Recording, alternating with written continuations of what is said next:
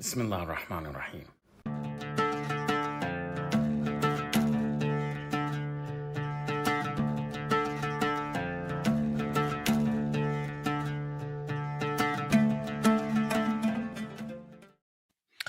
Salam, hello, peace to you all, and welcome to another Friday edition of Office Hours, our continuing almost weekly series that discusses history, religion, politics, sometimes all three, depending on the times and the guest that we have. Sometimes, of course, I do a solo version of it, but I really appreciate you all coming and being here. Of course, I'm Adnan Hussein. And welcome to the channel. Welcome to the stream. It's always wonderful toward the end of the week to have a chance to really reflect on things, to discuss an important topic and learn together and reaffirm this community of learning and action. So I'm delighted that you could be here. This is the 34th edition of the continuing series. And before getting started and bringing in my guest, who I will introduce shortly, but who is having some technical difficulties. So he'll come in soon. And of course, I think that's very appropriate and ironic given the topic today. But I'll talk a little bit more about that in a moment when we can welcome him in. But I did want to also tell you that I had planned to have a conclusion to the Muharram for Anti-Imperialist series on the 10th of Muharram, which was yesterday, the Ashura holiday in Islam, that really commemorates very importantly the martyrdom of the grandson of the Prophet Muhammad, Imam Hussein, in his rising up against tyranny and injustice, for which he paid the ultimate sacrifice, and whose heroic example of courage and commitment to principles and to justice and to struggling on behalf of the oppressed and against tyranny is a touchstone moment in Shi'i devotional memory, history, and of course is an inspiration to those who are struggling against the empire today in revolutionary Shi'i liberation theology. And we've had some technical problems with the recording that I did, or at least that we have access to, of a talk that I gave on the 7th night this last Sunday in Toronto as a participant in Muharram events in that city. And so it's going to take a little bit longer to perhaps resolve those, but I can promise that there will be something to conclude and wrap up that series. In the meantime, of course, we continue with all of our regular planned schedule of live streams like office hours, and of becoming, engaged with history, religion and politics, and other topics that are related to an anti-imperialist view and an anti-imperialist education and anti-imperialist action. And so we're looking forward to having Laith Maroof come very soon next week. And there'll be some other things coming up in the future. But I'm really delighted to be able to welcome back to the program friend, brother, colleague, and friend of the show, who has been here to talk about Dune and the Butlerian Jihad and AI in the past, but who has another kind of piece that's really interesting and relates to, maybe what we could call the geopolitical economic expression and consequences of strategic control over AI and computing that is formed in the so-called Pax Silica. So we're going to be talking about that. And the title of today's episode of Office Hours is From Pax Romana to Pax Silica. And I'm delighted to welcome back again Dr. Syed Mustafa Ali, who is a lecturer in computing at Open University. And as I said, has been a guest on this show in the past. Mustafa, salam to you and welcome back. I hope the technical problems are resolved. And I thought that that was wonderfully ironic for today's episode and topic to have, some technical issues, showing that technology is unreliable even for those who theoretically, use it, know it, critique it, and perhaps it's because the critique of it, I don't know if your latency kind of question is some kind of throttling of the message, but we're hopefully going to get that message out. So welcome to the program. Okay, walaikum salam, Adnan. Honored and humbled as always to be on your show and looking forward to the conversation. And I like the reference already to throttling, because when I was thinking about the Pax Silica initiative and some commentary that's already been made by at least one academic commentator, reference was made to weaponizing choke points. So there's a nice connection there between throttling and choking, I think. That's right. Well, we will have to, I think, when we talk more specifically about the aspirations and the resistance to this kind of control of sort of what AI requires, in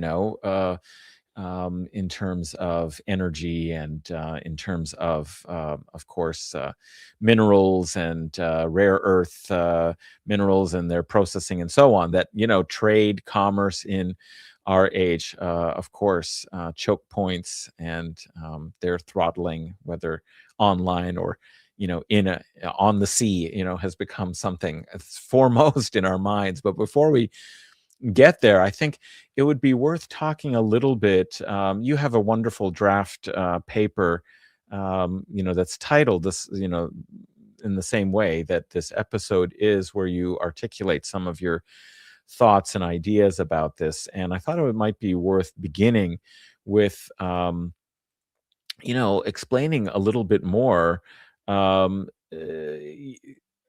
AI empire and the global supply chains, and just laying out some of the challenges that people in the industry and in tech have identified as being vulnerabilities to the forward progress, as they would kind of think about it, perhaps, of developing AI and securing it for the purposes of commercial and strategic and security control. Maybe you could lay out a little bit of that, and then we can talk about the Pax Silica after. But let's Sure. start with that foundational kind of background. Okay, Bismillahir Rahmanir Rahim. So, maybe my way into maybe I'll give you, if I may, a little backstory as to how I Yeah. even got interested in looking at this. So, I think it was, I mean, the initiative was launched last December, and maybe we'll get into the specific day that it was Hmm. launched and by whom and where and how. But it came across my radar via a mailing list that I belong to. It's run by something called the Non-Aligned Technology Movement. Some Oh, nice wonderful. Bandung and And post-Bandung yeah. references there, right? Hmm. The non-aligned movement. So this is the non-aligned technology movement. And it was a kind of newsletter. And there was a number of links in there pointing to various developments with China in relation to AI and supply chains and the rest of it. And then suddenly I saw this reference to the Pax Silica, and I was like, Pax Silica, and that kind of light bulbs and auto association started kicking in, because I started thinking about other Pax formations immediately, right? Yeah. And we'll get into some of the ones that are mentioned and not mentioned, and why they're mentioned and why they're not mentioned, perhaps, at least according to how I think about this. And it will be very interesting to hear what you think about this as well, specifically. Um, but anyway, I thought, okay, I would follow this up.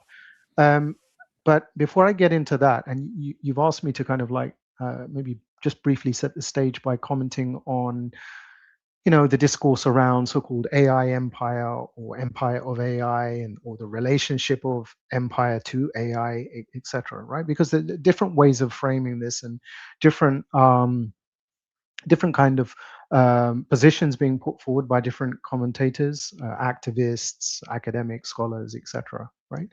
But fundamentally, I think what it comes down to in most of the analysis, at least the material that I'm familiar with, is a focus on what we might call the political economy of AI, right?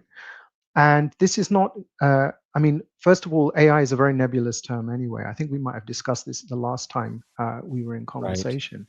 I mean, there's a very good book by a colleague, Yarden Katz, entitled Artificial Whiteness, The Politics and Ideology of Artificial Intelligence. And in there, as you would expect from the title, it takes a twofold approach. One, which is AI as a tool for advancing imperial and colonial interests, so a kind of political economy of the tool as prosthesis. But at the same time, also AI as a nebulous ideology, right?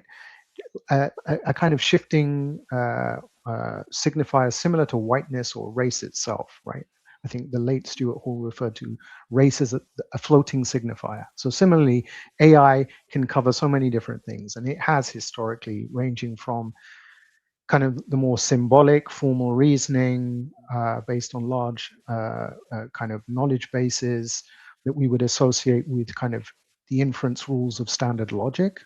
That's one extreme, through robotic systems, through to more biologically inspired systems, such as the type that are now all the rage: artificial neural networks, machine learning, and now deep learning, leading right into large language models, which are the kind of flavor and focus of the day in relation to generative AI. But the crucial point is, even though this is a rather amorphous terrain or nebulous terrain, still we can train the tools of materialist analysis along with a kind of a discursive and other techniques I suggest to try to make sense of what's going on, right? I mean, there are many different ways to slice the cake of AI in terms of Mhm. how to interpret what it is, how it's to be understood.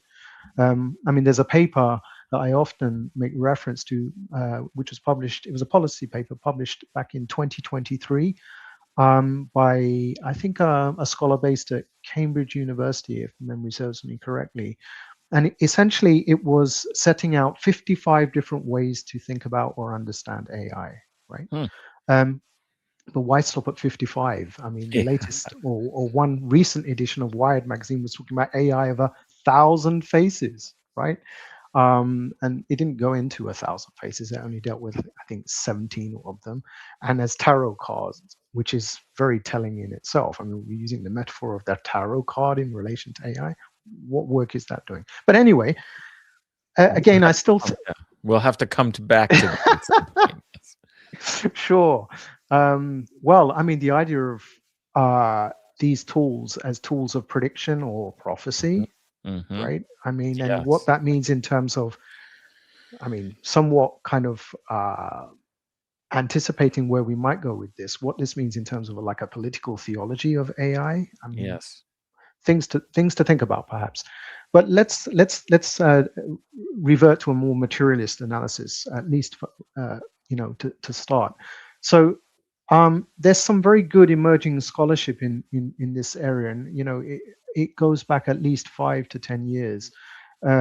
But there were some very good papers published last year that were doing terrain mapping and thinking in terms of like the entire supply chain involving the extraction of various rare minerals, coltan, lithium, tin, etc., that go into the fabrication of the semiconductor devices and everything that is part of the material technical base of these systems, through to how software is developed on top of this computational hardware configuration, the training data that's used to develop the models associated with, in particular, large language models and other kind of cognate AI and machine learning technologies, through to their usage, their deployment in different domains.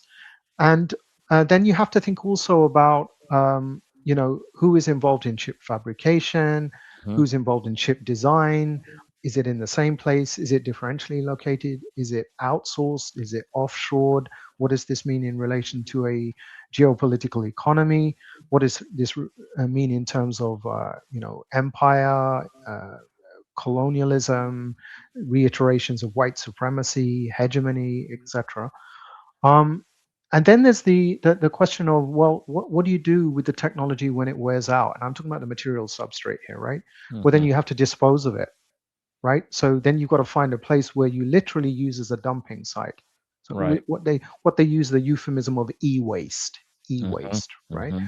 And places like Ghana, you find these sites where global north essentially dumps its digital trash, effectively its waste products.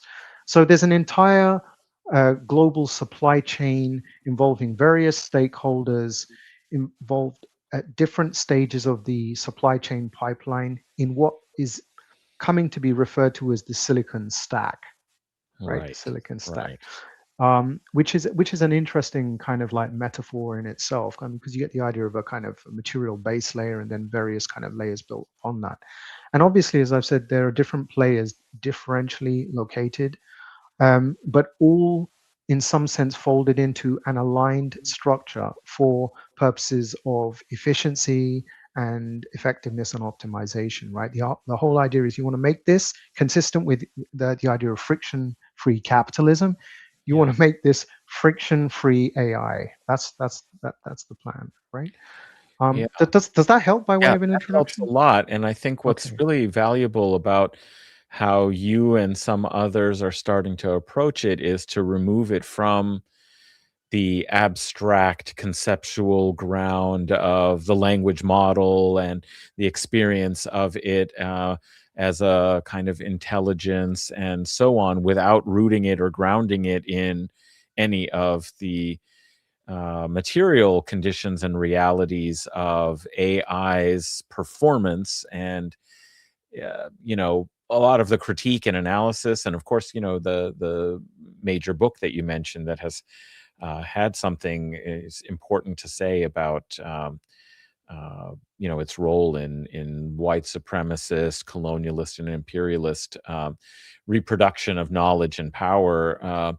Is at that kind of discursive level, the algorithms, and so on. But now, in addition, the people who develop AI are very concerned, in fact, actually about the material conditions, the supply of the minerals, the energy, the infrastructure that's needed, because it isn't just a matter of the algorithm and what it can learn from the from the training data and all that. There's a material component, even though we experience it in this ethereal sort of way on the computer, disembodied intelligence somewhere. We can't even see it, but we interface with it through these websites and so on. So this is kind of very important, it seems to me, but they've also been thinking about it. And it reminds me of a book from 2022, The Chip Wars by Chris Mm, Miller, about the yeah. semiconductor industry. And the whole theory was only some countries would be able to have the level of development to be able to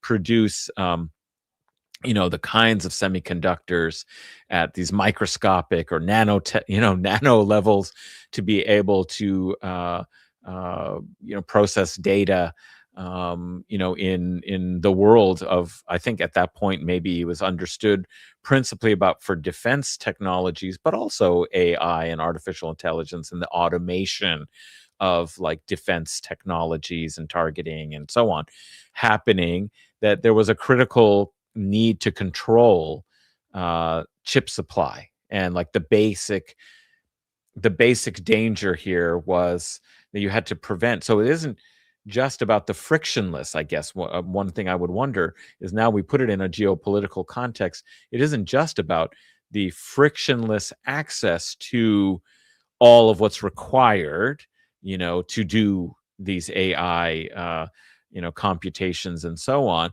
but also suppressing and preventing others from being able to do so by limiting their access to forms of technology that are part of that stack somewhere, and that gives a strategic advantage to the empire.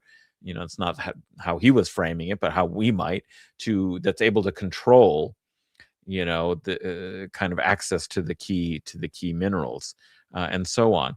So I'm wondering if maybe also we might talk a little bit more about the Pax Silica and what is its geopolitical strategy. Maybe you can tell us what the once you started investigating this fascinating sounding, beguiling Pax, a new Pax Silica after other Paxes. But first, what is it that they thought, these kind of thinkers at the State Department who, maybe propounded this kind of idea? What's their concept of the Pax Silica? And then we can get into your critique and analysis of this. Okay. Maybe just before I attempt to do that, I want to wind back a little bit on a term which I think, at least from my part, it requires a certain amount of critical interrogation, and that is the term automation, Mm-hmm. right? You've I quite should know rightly. better than to use any technical terms with a No, real not not not technologist. not But go ahead. not at all, not at Yeah. all. It's because this is part of a kind of larger, um, let's say, gambit Mhm. that I'm making, which is that fundamentally, and this what I'm about to say isn't unique to me, and I'm certainly not the first to say it, but it's an idea that I've kind of come to take seriously and want to explore at great depth. Uh, um, and that is the idea of AI as fetish, Mhm. right? In the sense that Marx talked about the commodity fetish, right? Which crudely, and you can correct my very poor reframing and paraphrasing of the Marxist conception of the commodity fetish, but effectively, I think it's something along the lines of uh, the capacity to uh, confuse or displace focus on relations between people, specifically those who uh, um, enact labor in the production of something.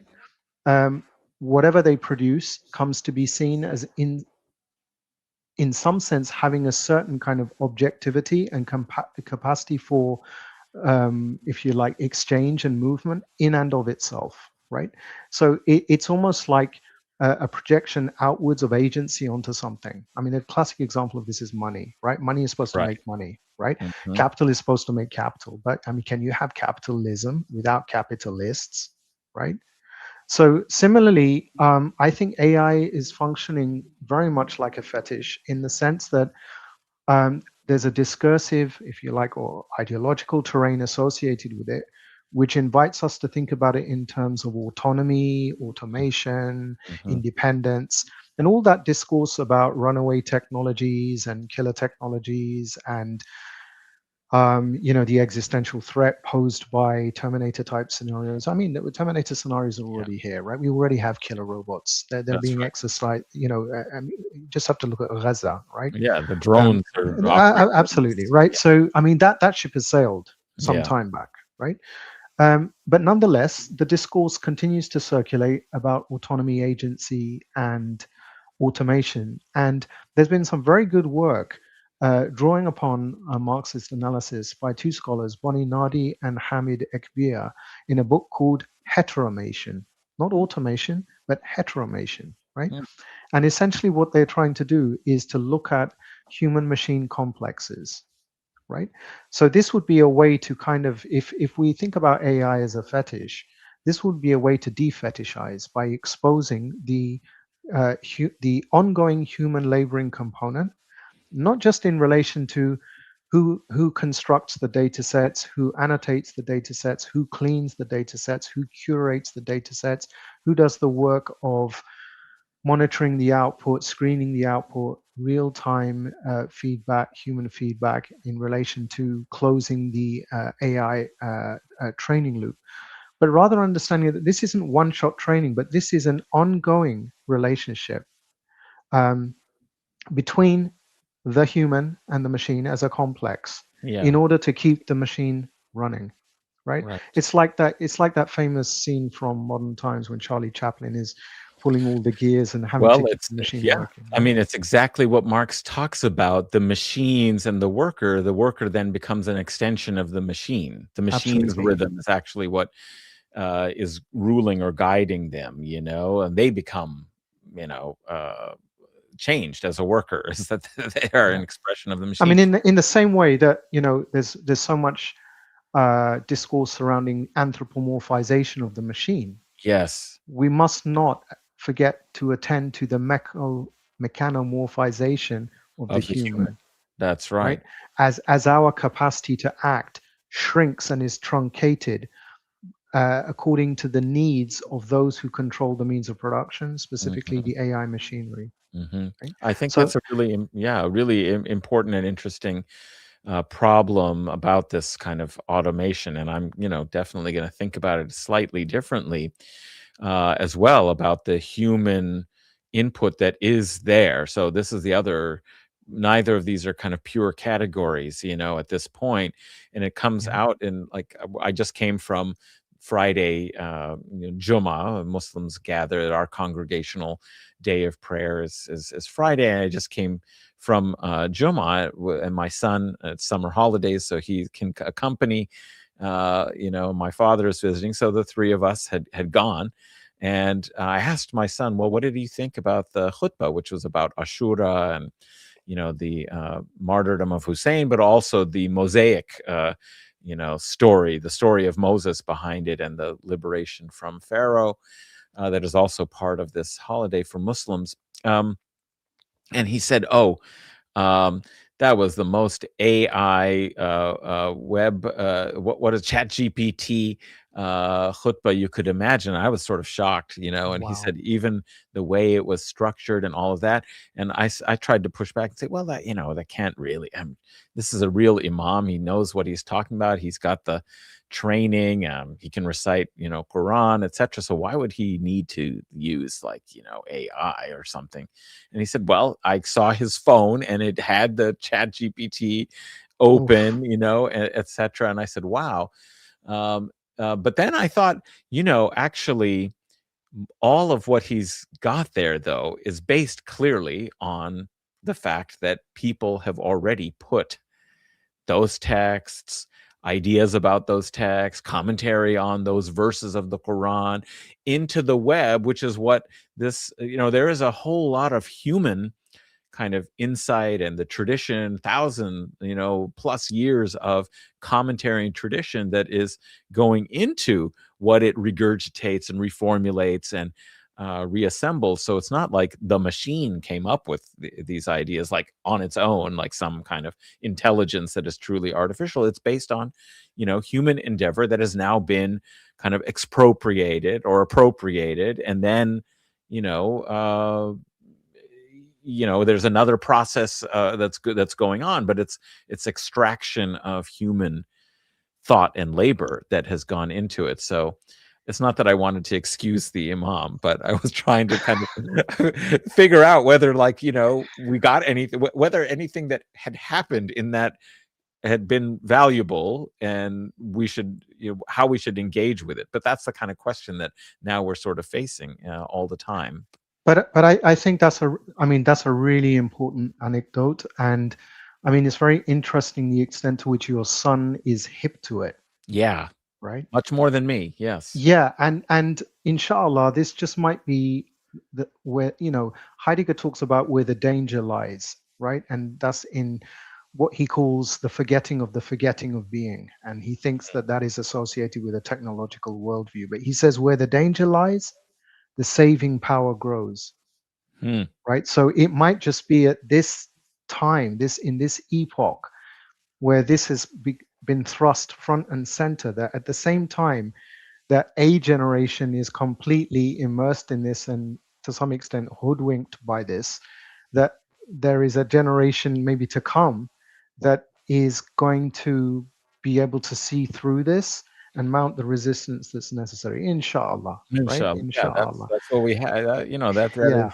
sort of what we have to hope, is that others are going to be more equipped. I mean, will probably get onto talking a little bit about this kind of messianic kind of narrative, about like everything's changing. And you alluded to this, and that in your point about the fetish, like AI as a fetish, and so somehow defetishizing it with this analysis is an important move that we have to make analytically. But I think, perhaps it will be worth at some point in the conversation, maybe coming back to when we talk about the astrological, the tarot cards and the predictive, is also the, way in which, in human relations and thinking about technology, how much of the structures of religious thought reproduce themselves in various ways in discussions about how this is going to change X. It's either millenarian age that we're on the cusp of, that's going to change everything. It's going to be so great. We won't have to labor. We'll have all of these, amazing benefits, etc., and all of that. Or it's apocalyptic, and that, like, well, that's the end of the human. Everything's going to be horrific as we lose, any purchase on the real, world where it can be contested and we're subordinated to the machines. I mean, these are the kind of like but they draw from religious thinking, even when we're talking about secular matters. So that's interesting. What is the structure? So I guess, maybe at some point I'll want you to perhaps tell us, what you think is the, Islamic way to think about Right. AI, like from the structures of religious thought. Is there a more balanced, or is it that, that we have to have, as you've talked about in the past, the Butlerian jihad, and kind of just we've at some point with the resistance will have to hopefully end, the thinking machines. um Maybe even before that happens, environmental collapse will happen. So like that's the other component of the geopolitical economy that you're talking about. So but maybe it's worth talking about the Pax Silica Yeah. as we get into some of these fascinating Oh, subjects. sure. I mean I mean, so many things were sparking off as you were just riffing there, right? Because I was thinking again about what your son was saying, and what these chatbots are doing. I mean, engines like ChatGPT, Gemini, Claude, DeepSeek, whatever, right? I Hmm. mean, there's an excellent book. Well, when I say it's excellent, I haven't read it yet, but I've read a number of book reviews about it. I've read a number of articles by the author. His name's Leif Weatherby, Leif, and the book came out last year, published by, I think, maybe Duke University Press, perhaps. It was called Language Machines, Mm, right? And it was making the argument that the best way to think about these large language model technologies is, don't think about them as conscious or sentient.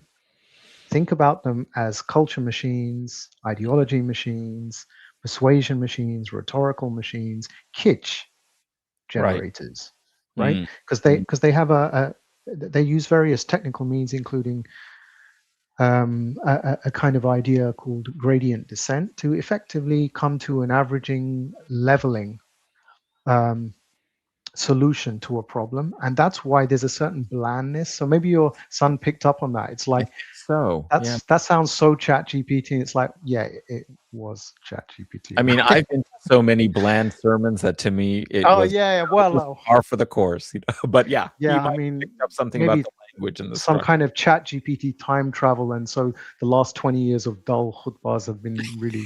Have been scraped. Who knows? Who knows? Anything goes, right?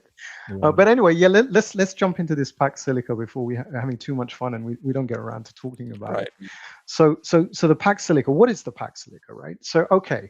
So I'm just going to read a little bit from this paper that you've mentioned that I've kind of drafted and that I'm working on to submit for journal publication a little later in the year.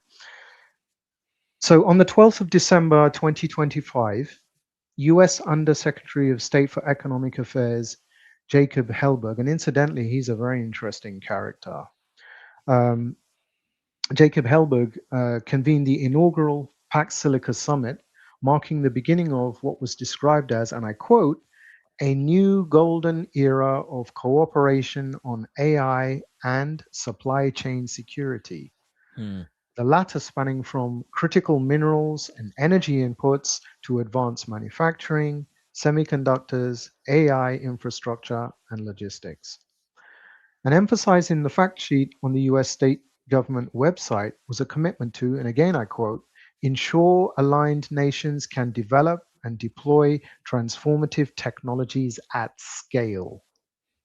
In this connection, and as a clear indicator of such alignment, the summit included stakeholders from Japan, the Republic of Korea, Singapore, the Netherlands, the United Kingdom, Israel, the Hmm. United Arab Emirates, and Australia, with guest contributions from Taiwan, the European Union, Canada, and the OECD. And it was just a couple of days ago, I think, that the EU joined properly as Ah. a member of the Pax Silica initiative. Right? What does it mean to join? Like, Uh, Well, I think it means that you have a role among what's described as the 8 pillars, which we'll get mm, to. right. I mean, Okay. we're used to 5 pillars, but these guys have Yeah, eight, they've got right? 8. Wow, mashallah. Yeah, yeah, yeah. Yeah, they didn't go full way. They didn't go 5 pillars. They came up with 8 pillars. Mhm. Whatever works, right? Yeah.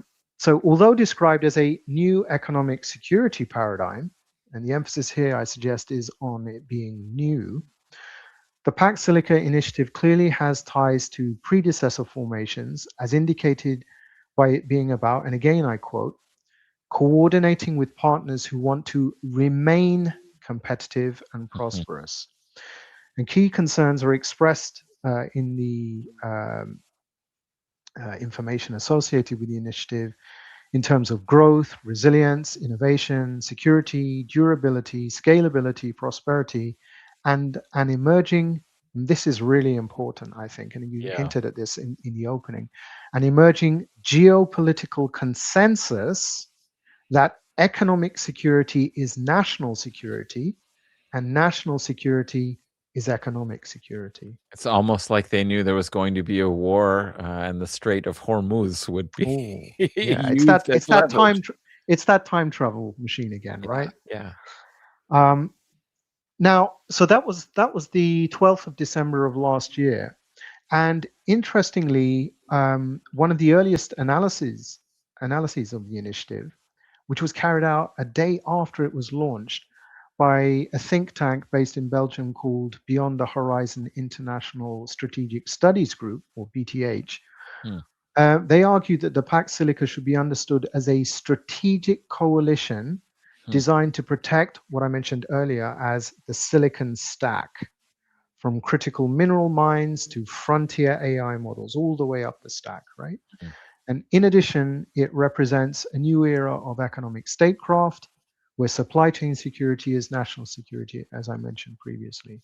Now, mhm, crucially, on the reading of the think tank, the primary catalyst for Pax Silica is the extreme concentration of critical mineral refining in China, which points to what they identify as a strategic choke point. The think tank also argues that building the Pax Silica poses an infrastructural challenge that requires overcoming two massive physical hurdles. Firstly, the concentration of advanced chip manufacturing in Taiwan, and secondly, the exploding energy demand of AI data centers and hyperscale data centers. hmm. Now, I just want to briefly talk about the 8 pillars, which I mentioned previously. They are as follows: critical materials, so that's to do with refining and processing; energy, that's power for compute; semiconductors, their design, their fabrication, and their packaging; the compute infrastructure, so that's data centers and cloud capabilities; connectivity, and that includes fiber optics and information and communication technologies; advanced manufacturing, that refers to robotics and hardware production; logistics, secure transportation chains; and finally, foundation models, frontier AI, and applications.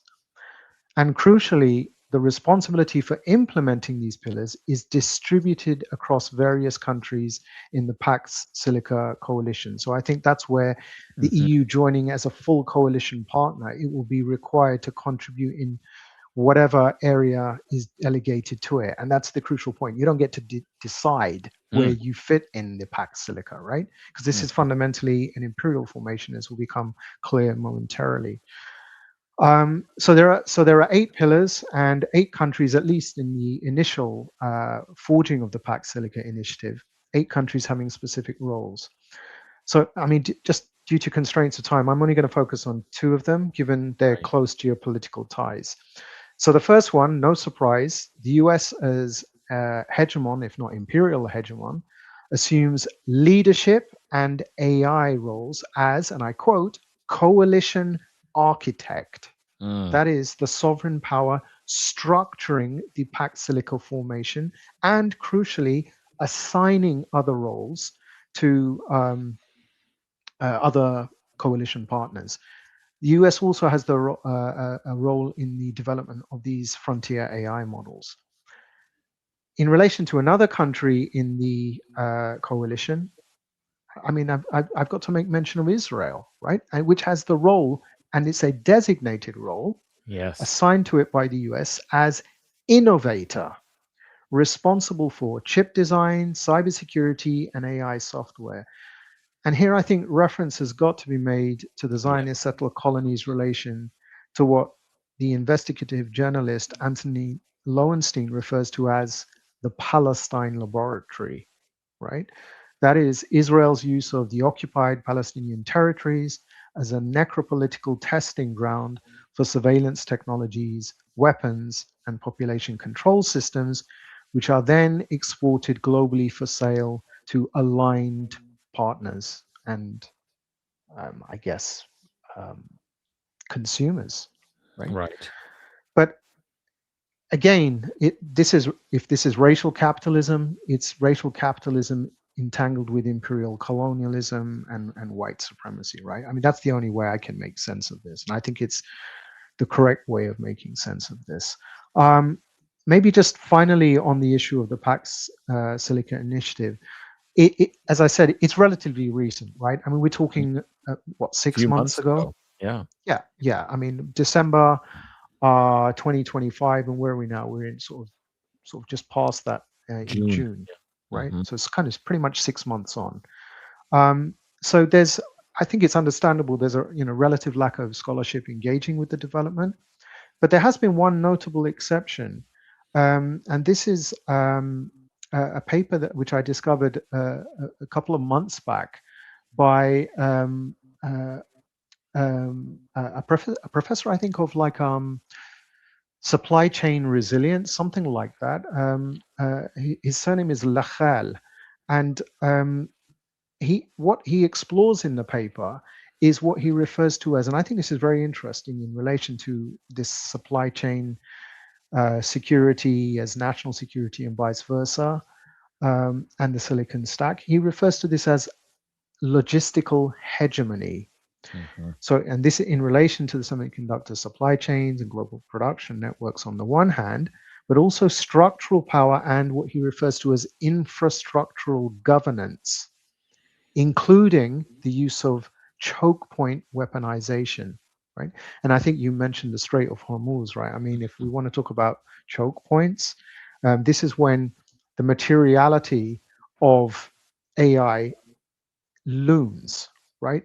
Because, choking off the supply of the fossil fuels that's needed to power the hyperscale data centers, right? Just in terms of getting the fossil fuels into the country where these data centers are located to be able to generate the electricity to power these nightmare engines, by choking the sea time traffic in the region because of the.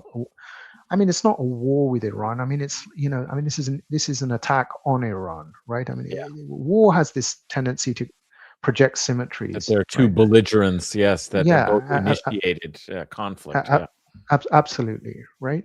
But I think the point is kind of well made in relation to logistical hegemony and thinking about weaponizing choke points, and I think for me personally, thinking about the idea of weaponizing choke points, first of all, identifying them and then weaponizing them, this points to a strategic site of intervention that the wretched of the earth should be contemplating in relation to pushback against empire, white supremacy, colonialism, etc. At least that's my possibly naive thinking about this, but that's where I would want to go with this. Right, right. No, I think that's definitely where the political conclusions about those who might be pro-resistance, would be wanting to think about. And I would say that there's like, even kind of a older discourse when it comes to supply chain and critique of how this is so important as a set of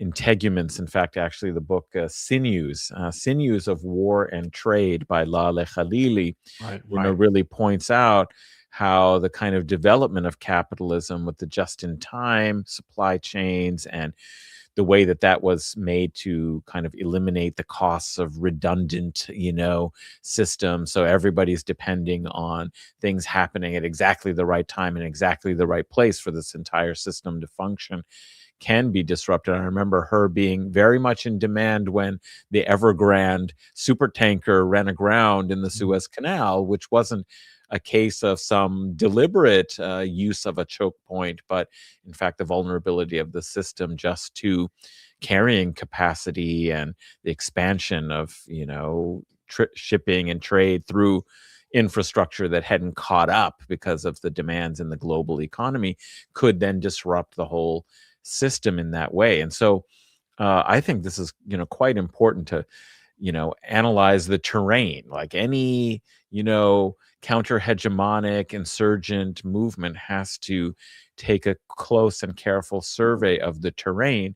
And that isn't just geographically speaking in the sense of, uh, where are the mountains and the valleys and the straits and so on, but also of how the system works in relation to that geography, the terrain of conflict, which could be at many levels. So that may be, in the cyber sphere, and we've seen Yeah. how, groups like Handala and others have been waging a kind of insurgent battle, in the hacking kind of systems versus, you know, uh, basically returning to old style geographic kind of questions of like, can you put a boat passing through this sort of territory? Where are the ports? And so on. So I think it's very important to bring this up, and it's clearly on the mind and was already on the mind even before the outbreak of the war on Iran, of the strategic importance and significance, which is, I think, why so many of the data centers were built to be close to where the fossil fuel energy supply was located. So they didn't do it probably for strategic reasons. They probably did it for shortening the supply chain without recognizing and understanding that those were, locations that themselves were vulnerable to resistance. So this is kind of really interesting. But I wondered what, was this Lachal, I guess is the name of the author. What did he mean by infrastructural governance? Like, is this like something that this scholar was, and what, how does infrastructural governance get arranged in such a way as to produce this logistical hegemony, which clearly seems to be what the U.S. wants to have. The U.S. or the Pax Silica wants to, wants to have. How does that like architecture, work with, other systems? Like what is he really talking about? Yeah, well, I mean, it's been a little while since I've kind of drilled down into the paper, but I think what I took away from that, specifically in relation to the idea of infrastructural governance, is even if we just attend to infrastructure in its more technical uh, manifestation, right? Yeah. And for me, because it's always socio-technical, right? You can never talk about the purely technical because it's always already entangled with the social. But nonetheless, um, that should be apparent from the phrase infrastructural governance, because if you're governing, well, who is it you're governing? And presumably it's the human, right? Mhm, mhm. Um, so I think this has to do with how um, essentially technology, and in this specific context, we're talking about the supply chain for the silicon stack, Ah, how yeah. that configuration, if you want to talk about it as a cartography, right, of that stack, it affects various forms of governance for various players in relation to the entire supply chain, right? So I mentioned that in the eight roles within the eight pillars of the Pax Silica, the United States has essentially the dominant role, right? So it is both a pillar, but it's also the organizing pillar Mm, for all the other pillars. Um, but in relation to the infrastructure, I think this has a lot to do with the material configuration to make the entire supply chain. Uh, I mean, the idea is that it will be friction free, right? I mhm. mean, that's not possible when you're dealing with the material, right? Because of the nature of entropy, etc. Because you're dealing with a material entity, you're not dealing with some ethereal kind of platonic realm. Um, but I think the idea of infrastructural governance has to do with effectively dictating the role of different stakeholders, if you like, or coalition partners. I mean, this idea of partners gives it some Yeah. indication of, again, parity, but it's Mhm. completely asymmetrical, right?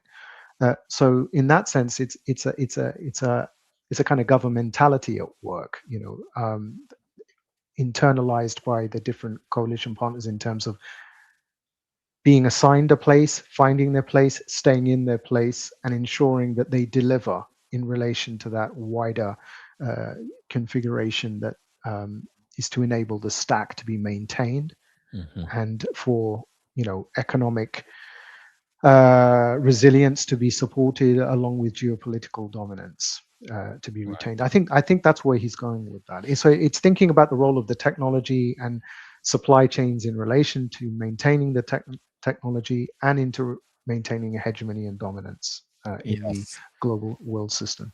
Right, right. And it seems interesting that this is framed as a Pax Silica, and you do spend some time unpacking the nomenclature used because, in some sense, what we're speaking of is a vision of arranging a global order under imperial control in a certain way as a kind of stable period, right? That if we can get this Pax Silica, Pax, of course, meaning peace. So their idea of peace is just that they have a stable hegemonic order that controls and organizes the world so that the hegemon's power and the smooth functioning of it isn't disrupted. That's what peace, the imperial peace is. It rules and is able to quash, or control, or even prevent, challenges and disruption. And that seems to be what's aspired to here when they talk about economic security and national security essentially being fundamentally the same. Is that, this is a security framework, right? Is that we don't want this to be disrupted. We want to not only maintain the supposed advantage that they have in the sphere of certain form of technology, but to extend it and make this a long-lasting so-called peace. So there are other periods, though, as you point out in this, and I think as the document sort of talks about, there are other periods that they've drawn inspiration from. Maybe it's worth talking a little bit about what the document includes and what it excludes, what you think's at stake, in this vision of historical paxes, if we can pluralize it in English. Okay. Um, right. So yeah, I mean, it's interesting that that same U.S. State Department fact sheet that I made reference to earlier, it actually sets out the rationale for naming the initiative, because it was the name that caught my attention. I'll just Right. be very clear about that, right? I mean, okay, I'm have a computing background. I work in a school of computing and communications, so the Silica thing kind of resonated with me, but it was actually more the PAX thing Right. that caught my attention. So it was interesting to see that this fact sheet does set out the rationale for naming the initiative, and it states the following. And I'm just going to quote it. It says, Pax Silica draws from the Latin pax, meaning peace, stability, and long-term prosperity, as seen in terms like Pax Americana and Pax Romana. Silica refers to the compound that is refined into silicon, one of the chemical elements foundational to the computer chips that enable artificial intelligence or AI. Okay, it all seems relatively innocuous, I guess. Except Um, that it is also, what's interesting is that they are actually trying to, like, this might not have caught your attention in the same way if they hadn't been so keen on marketing it in some way, right?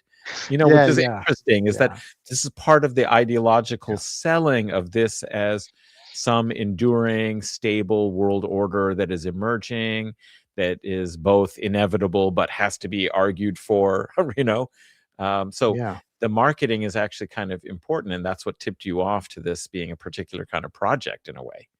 Yeah, yeah. So let's have give a little bit of clarification on this. I'm not a historian, and I'm on a call with a historian, so please be kind. If I get this disastrously wrong, you can correct me.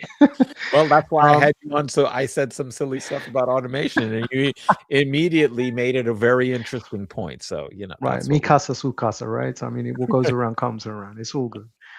So anyway, briefly, the Pax Romana refers to a period of nearly 200 years between the ascension of Emperor Augustus in 27 BCE through the death of Marcus Aurelius in 180 CE, during which the Roman Empire is considered by historians to have enjoyed relative peace and prosperity. Pax Americana, also referred to as the Long Peace, refers to the concept of relative peace in the Western Hemisphere and later in the world after the end of World War II in 1945, when the United States became the world's foremost economic, cultural, and military power, exercising primary responsibilities for world order. Like the Pax Romana, the defining feature of the Pax Americana is unipolarity and world organization around a single center of power. And I think what's really interesting is this framing is a very kind of innocuous framing that completely ignores all the violence that's being done Yes. to the other, that enables this peace at home, as it were, Right. right? Right. So a kind of an attention to relationality is quite useful here. Mhm. Self-other relations, particularly when the other is othered and identified as, in some sense, lesser, and the enemy. In kind of Schmittian terms, if you like. Um, in this connection, it's interesting to note that the US government fact sheet for the Pax Silica situates it in relation to these two previous Pax formations, so that's the Romana and the Americana, yet it fails to reference another imperial Pax formation upon which the Pax Americana itself was modeled, which is the Pax Britannica. Mhm.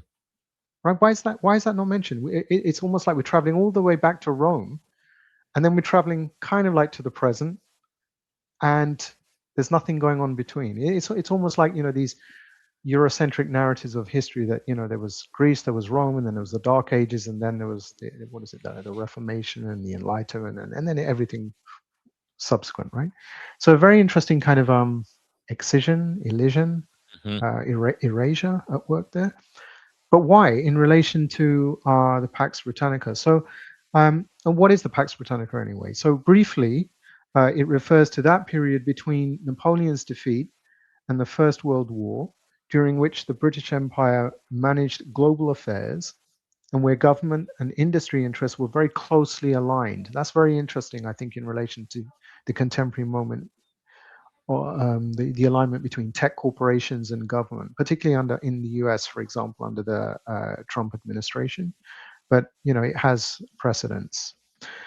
Um, Crucially, as with all other Pax formations, a few people located at the center of the Pax, and I'm referring here again to the Pax Britannica, made decisions about the development of opportunities at and in its peripheries.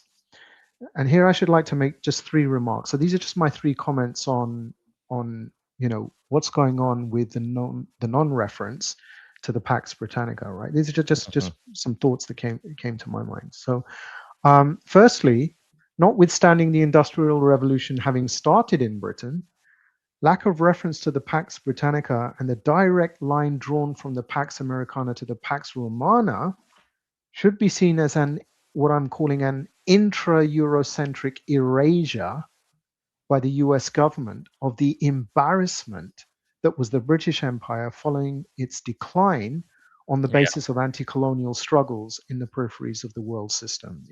And I Hmm. think this is going to become important when we get to another episode that took place um, in February. And I'm Yeah. not going to, don't steal my fire, Adnan, because I, Nope. I know I know you've mentioned this in another podcast elsewhere, and when I was listening to that podcast, I was like, wow, I need to run with this. So it will all be made clear shortly, hopefully. So that's the first thing, right? And it's an embarrassment, so it's been erased. So that's my first argument. Um, so where am I? That was the first point. Yeah, for my part, effecting such an erasure contributes to obscuring long duree Euro-American imperial and colonial entanglements associated with the idea of a pax. In other words, I mean, whether you want to think about this in economic terms in relation to Bretton Woods and the passing of the economic baton following the Second World War, et cetera, et cetera. I mean, it depends how you want to frame this, but I'm suggesting the metaphor of the relay race and Hmm. passing the baton is useful in thinking about these Pax formations, Pax Britannica to Pax Americana. Put simply, I want to argue for a certain continuity through change, rhetorical and or otherwise, in the genealogy of the Pax Silica. So that's linking all of these Pax points, if you like. Hmm. I further suggest that this genealogy, at least this is how I think about this, is usefully thought about in terms of what I have elsewhere described as algorithmic racism, right? And that's not, oh, these technologies are racist because they have embedded within them all the biases associated and embedded in the training data, etc. Of course, these are uh, algorithmically driven technologies which are reproducing racism, but that's not what I mean by algorithmic racism here. What I mean by algorithmic racism here is processes of racialization as historically iterative in the way that an algorithm is repetitive or iterative. So I'm using the idea of the algorithm as a metaphor for thinking about the reproduction of Hmm. racialization process across a long durée. Right. Okay, you Right. don't have to agree, but that's the idea.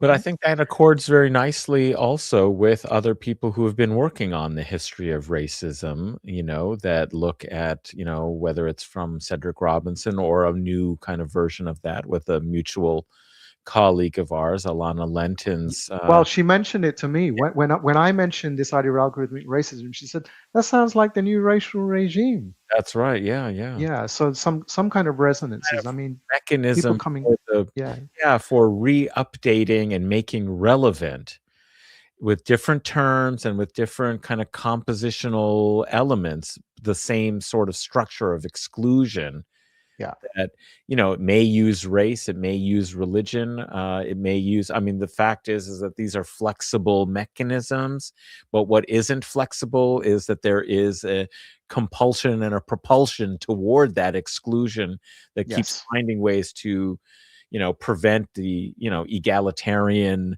society, but keeps maintaining some kind of structuring, class order, through other kinds of forms of exclusion, to maintain the privilege of a kind of dominant elite. And it finds ways, and it's not that that elite is always statically exactly the same and reproduces itself in exactly the same way, but that's why it's algorithmic. I think that's a very good way of putting it, because um, the structure has to reproduce, even if the groups that are in it, might change, according to later circumstances. So I like that a lot. So thank you for Well, that's clarifying that's and well, that's developing. great to have an endorsement from a historian on that one, right? Yeah. Well, Um, a lot of historians would disagree because they think it's all in the specifics of who and when and where, and it's Right, like, yes, of right, course, right. but the who, what, when, and where is reproducing in some sense a deeper structure that somebody has to be in the privilege. I mean, it is basically the kind of sense that oppression, inequality, exploitation is inevitable, right? Yeah.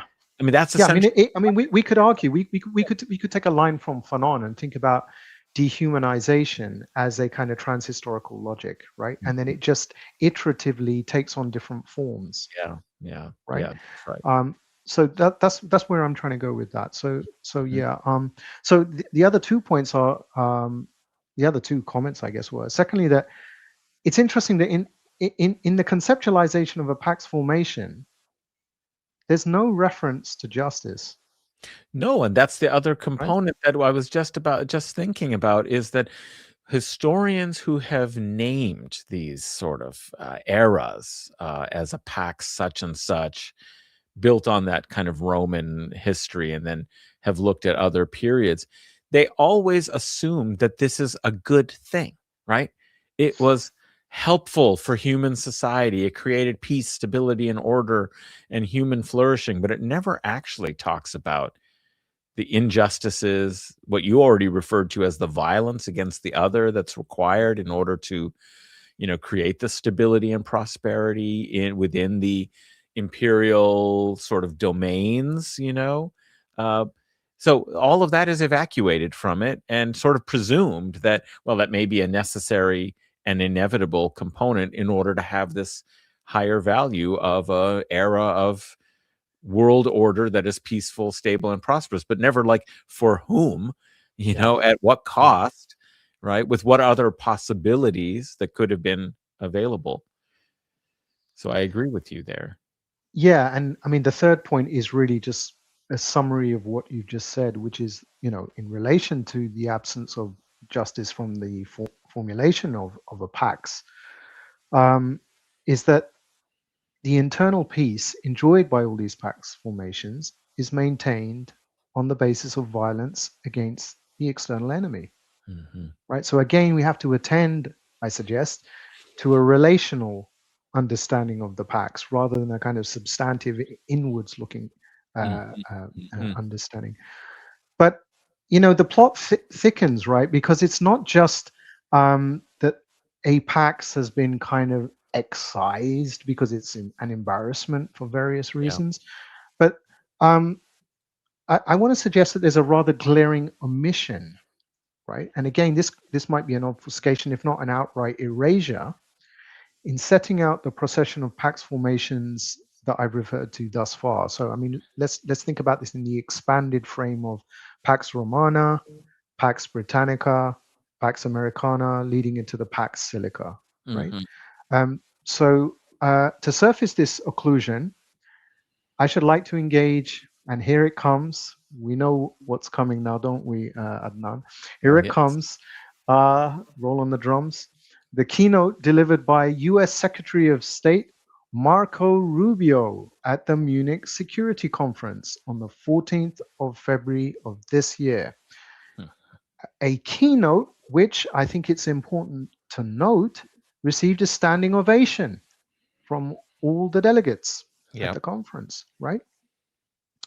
During his address, Rubio referred to the last 500 years of history wherein European colonialism, commencing with the Columbian voyages and involving the work of Christian missionaries, among others, forged a series of Western empires.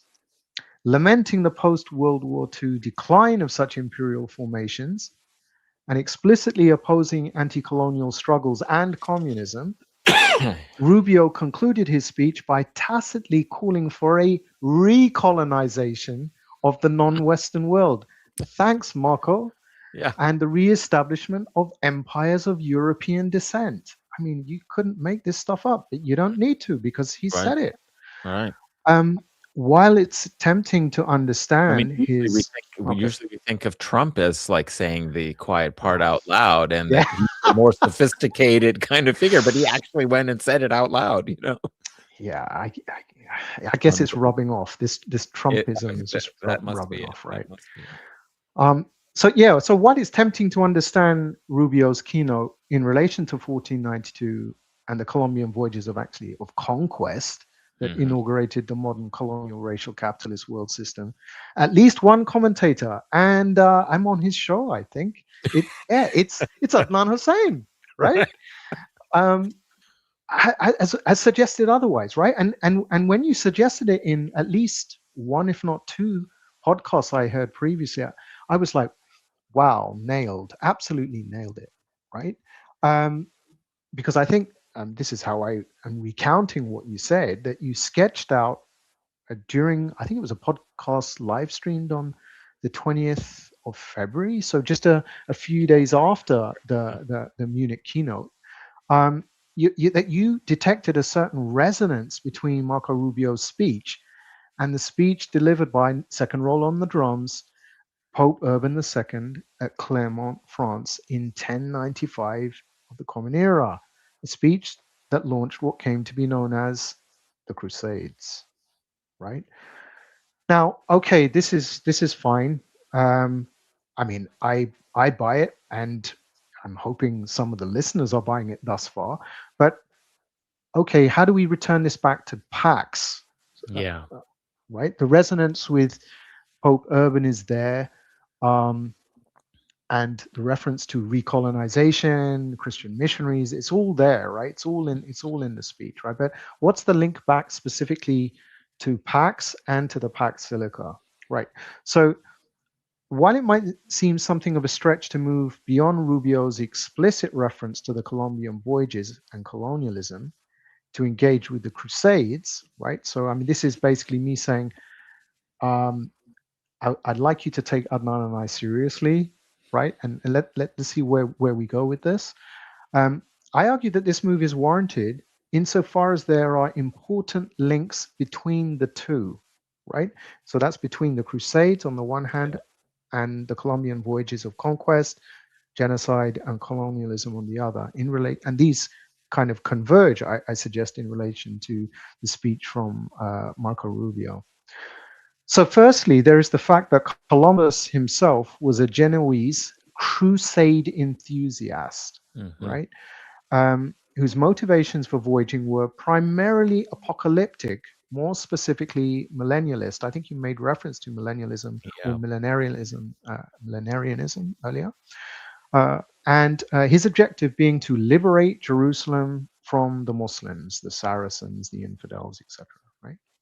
Secondly, there's the need to consider the relationship between the Crusades and a Pax formation that has yet to be mentioned. So it's not one Mhm. that has been kind of written out of the story, but it just doesn't surface at all, really, right? Yeah. Um, and that is the Pax Day, or Mhm. the peace Peace of of God. God. Yeah. The peace of God, right? Yeah, Mhm. a movement that was itself rooted in messianism and had eschatological foundations as well, to do with the end times and the coming of judgment, etc. Um, Now, while it's beyond, and I mean, I would just defer to Adnan on this in terms of like fleshing out this issue, if that's where we want to go in the conversation. But so at least while it's beyond me to explore how and why this formation emerged in the century preceding the launch of the Crusades, although I did find the analysis and narrative constructed by the Slovenian sociologist Tomas Masnak in Mhm. his, I guess, seminal work, Very, yes. Crusading Peace, right? Mhm. I Mhm. mean, an incredible work of scholarship. I mean, I'm not a historian, but it was just terrifying to read it. It's like, my God, how much time must have been spent to carefully Yeah. document peace? And I mean, almost every sentence has a citation to support it. Yeah. Yeah. Right? Well, There are what's no interesting stretches or leaps. that's right. Well, I mean, but that's what's interesting about it. I mean, I guess what I would say I'm appreciating about what you're doing is actually connecting the conceptual, the intellectual history, the ideational and ideological component about AI, with the material and political economy. And that's, you could say, is maybe one area that might have been helpful or beneficial is to also sketch out these ideas and root them a little bit more in what's happening materially in political power and economy and society, that substantiates these conceptual, I think, very rich and meaningful conceptual points that he makes from looking at the kind of ecclesiastical, the church literature, and so forth, right? To show how Christendom works, and this peace of God translating into creating the conditions for a crusade to be launched in this Reformed church. But what's interesting is that's not the kind of critique or analysis that came from the myriad crusade historians, medieval history specialists who hated this book. They Oh, absolutely wow. hated this book. This book was not well reviewed at the time by the real specialists inside of medieval European history. It had a big readership and following outside it, and I would argue it is not because it was weak in terms of its work with those sources and its analysis. What I would want to do is maybe situate it more and talk about the transformation of society, which is what I would talk about, as I hope to do, as the Crusading Society, and Mm, integrate those mm, things. But they hated the book because what it said was that a lot of things that have been looked at very separately from the Crusades are actually conceptually, ideologically, and politically connected, and that a lot of the developments that we see happening in European medieval political history are actually, and philosophical history and theological history, are actually deeply connected to the crusade and the crusading kind of world. And now some scholars are starting to recognize that. They might substantiate this in different ways and discuss it in different ways, but he helped people see these connections in a really important way, and yet at the time absolutely hated it. They so many of the real crusade historians really, well, because what he was saying is basically that the enemy, and the idea of the enemy, who happened to be fundamentally the Saracen and the Islamic world, however it was characterized or defined, was totally crucial to political thinking and political order in Europe. And they didn't want to think that it was this dynamic dialectical relationship, which, like you're arguing, is it has to be relational. If you're going to talk about the Pax Silica, you have to talk about what's outside the Pax Silica, how that is formed, who gets pushed outside, and what are those relations, the violence that's required in order to create this. But one other component that I would add to what you've been talking about in terms of the prior movement of the peace of God, which was a technique for trying to resolve social and political and economic disputes in society through the church, right? The church coming up with this idea that we will declare spaces, where there is the peace of God, and if you violate that peace, then you are, excommunicatable, and so on, and to kind of rethink the relationship between the church and violence, right? In some kind of ways. In this case, to solve the problem of violence that you see in Urban II's speech, or at least one version from Robert the Monk, in one of the versions of the speech at Clermont, is the idea that picks up on this theme of the peace of God and of violence within Christian society and Christian world that has to be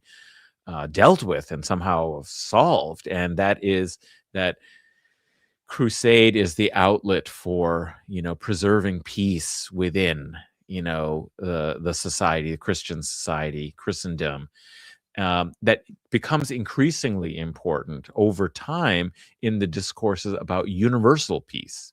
What do they mean by universal peace? They mean we have to solve all of the political conflicts between sovereigns in the Christian West, Latin Christendom, in order to create the conditions of peace in Christendom that will allow for extending this peace, i.e., through war, through crusading, in the conquest of the world and subsuming it within Christendom, right? And so, some of these crusading kings were encouraged before they went on crusade to try and resolve disputes that they had with their neighbors, with other sovereigns, and create, and under the patronage and facilitation and encouragement of the church, of the popes of the times, that we will help try and broker some sense of peace, so that you can go off and do war, right? And that's something that I think Masnak is good at showing, is the contradictions around this version or idea of peace that has to be enforced with war and with violence. And what I like about it is that it flows so well into ideas of international relations and Yeah. international, Yeah.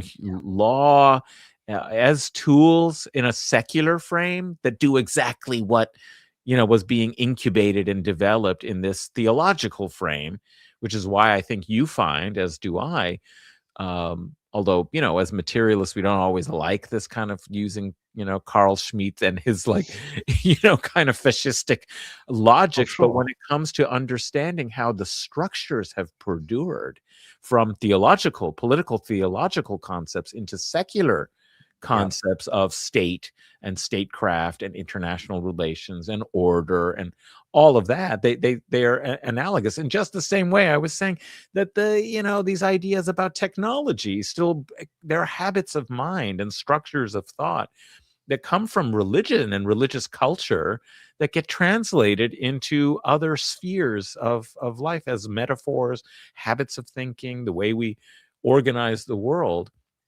So it's worth paying attention to those things for exactly that reason. Anyway, Yeah. sorry, that was a long digression to reaffirm that what you're saying and what you're doing with this concept about the peace of God and its relevance to the Crusades, and therefore that as a backdrop template for the Pax Silica, is extremely illuminating. Um, but maybe it's worth kind of looking at like how that gets picked up and Right. adopted and relevant to the actual Pax Silica that we're wrestling with now. So once we've got those concepts in our mind and that history. Right. So, yeah. Let. Okay. You've done a great job there of summarizing a whole load of what I wrote. So, Oh, it, well, uh, that's, yeah. That's, yeah. Well, no, it's great because it just enables me to kind of maybe jump into what I think is another dimension, which then relates to what you've just referred to, which is to get us back on track in thinking about the Pax Silica. Now, in relation to, if you like, the Crusades as providing a template mhm, for colonialism under what is often framed as some form of secularizing project. I mean, just very quickly on that. I mean, there's been some very interesting pushback against the secularization thesis, right, by at least one scholar whose work I have engaged with, Jed Hickman, who mhm, wrote a very interesting couple of essays. One was published, I think, as a journal paper, and the other one was expanded as a huge book chapter, and it was called "Globalization and the Gods." And it was something to do with like a kind of global kind of racial logic, something like that. I can't remember, but his argument was that it's not that religion is just like disappeared, right? This kind of I guess Weberian disenchantment kind of idea, but interesting. rather it's rather than it being replaced, it's been displaced. It's adopted a new register in which it manifests, right? So the question is, what is that new register? And I think we kind of hinted at it already, that it's effectively the terrain maybe of the technological, right? And Mhm, not mhm. exclusively that, because one could argue that the state itself, Leviathan, right? Hobbes's Leviathan is a mortal god. That's how he describes it, right? It's a technology. It's an Yeah. artificial, and it has its own logics and it has its own operations and own algorithms in a way of like statecraft, right? Yeah, and I mean Fascinating. that's why. Look, I mean, with regards to Carl Schmitt, I mean, the way I look at this is, bad people can say useful things, good Right. people can say useless things. It's just the nature of the world, right? So That's right. That's we right. we we kind of strip away the heinous, and we try to make use of what might be useful to advance our liberatory and resistant projects, right? Yes, yes. Um, So his attention to political theology is extremely useful, I think, and it shouldn't be dismissed. And we'll get very shortly to why Carl Schmitt himself should not be dismissed in the present moment when we talk about some of the contemporary figures who are literally entangled with this Pax Silica initiative on the ground, enabling it, expanding it, rolling it out as a diffusive kind of project. Hmm. Um, but in addition to the relationship between the peace of God, the Pax Dei, and crusading, both of which we've seen are tied to something that we might call religion, if you like. I think I also need to engage with the relationship between religion and technology, because that, I think, provides us with a very good segue connecting back into the Pax Silica and the issue of AI it proper, if you like. And here I'll draw on the work of another scholar. So I mean, for the crusading issue, that was Thomas Masnak. But in relation to the relationship between religion and technology, or maybe I should say the relationship between political theology and technology, at least on my reading, here I want to draw on the work of the late historian David F. Noble, his book, The Religion of Technology from 1997. An absolutely incredible work, incredible. Um, um, and as I said, but rather than engaging with the religion of technology, I want to talk about the political theology of technology. And specifically, the theology I'm interested in is Christian theology in relation to its entanglement with the political, which I guess we were talking about in relation to Christianitas or Christendom, however you want to frame that, right? So that's the Christian polity formation that emerges in Western Europe. Um, so I suggest that alongside and entangled with the Crusades, there is a need to appreciate that since its rise in medieval monasteries in the 13th century of the Common Era onwards, technology has been implicated in two main ways. So I'm drawing on Noble in arguing this. Firstly, in the Christian desire to restore humanity to the perfection of Adam prior to his alleged fall. Right. So this is interesting. This idea of Adamic perfection, a fall from grace, and then a return to that position of grace. And the argument is that technology can be a means to effect that, which should really resonate with anyone who's familiar with the ideas of something like transhumanism, Yeah. posthumanism, the singularity, etc., right? The AI God, or the AI Right. as occupying the God spot. And secondly, so that was the first way. The second way is and this is crucial, I think, in the millenarian struggle between Jesus and the forces of evil that will inaugurate the eternal heavenly kingdom, Mm. right? Yeah. From this period onwards, so that's the 13th century of the Common Era onwards, technology has been presumed necessary for war against the Antichrist. Yeah. And this is important since I've argued elsewhere. I mean, I think it's in a journal article published in 2019 called White Crisis and as Existential Risk, the entangled apocalypticism of artificial intelligence. In there, I argued that Western crusading has been underpinned by a view of Islam and figures within Islam, including the Prophet Muhammad, peace be upon him, as both heretical and a prefiguration of the Antichrist, right? Now, this might just sound kind of like crazy apocalyptic thinking, but it's there throughout uh, Christian history. I mean, I'm not saying the only Antichrist figures are Muslim, because at sometimes the Catholic papacy was designated the Antichrist, right?